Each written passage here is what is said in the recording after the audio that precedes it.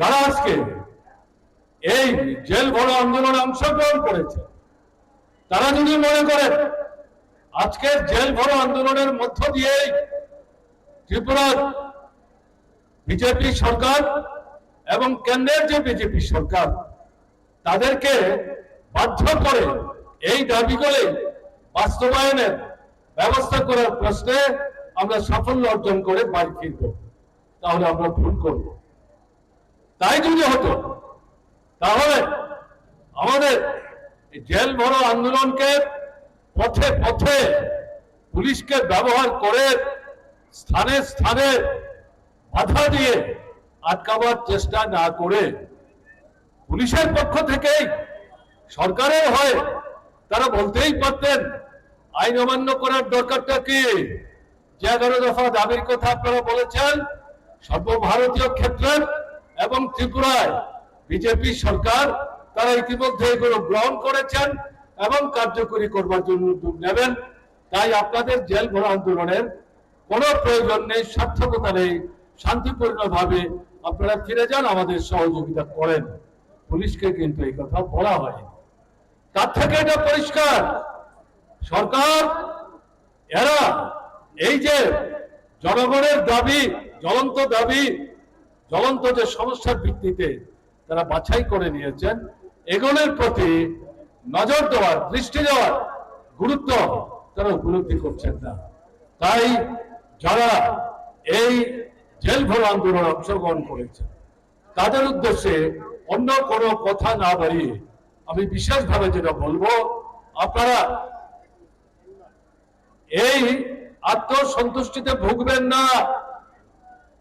BJP RSS এর নেতৃত্বে যে সরকার চলছে, স্বাধীন ভারতবর্ষের ইতিহাসে গত ৭৮ বছরের মধ্যে কেন্দ্রের যত সরকার এসছে তার মধ্যে সবচাইতে প্রতিক্রিয়াশীল, দুর্বিনীত, স্বৈরাচারী একটা শাসক, এবং বিশেষ করে এরা ধর্মের, বর্ণের, সম্প্রদায়ের কথা বলে মানুষের মধ্যে বিভাজন তৈরি করে, মানুষের জীবনের জ্বলন্ত সমস্যাগুলির উপর ভিত্তি করে ঐক্যবদ্ধ হয় আন্দোলন যাতে করতে না পারে তার জন্য ভেদ বিভাজনের নিকৃষ্ট রাস্তা নিয়ে তারা অগ্রসর হওয়ার চেষ্টা করছে।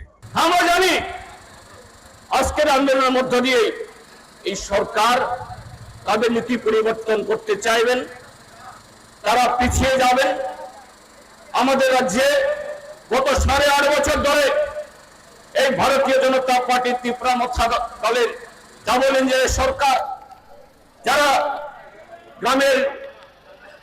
গ্রামীণ মানুষের তাদের কাজ কেড়ে নিয়েছে, জমিয়াদের কাছ থেকে তাদের অধিকার কেড়ে নিয়েছে।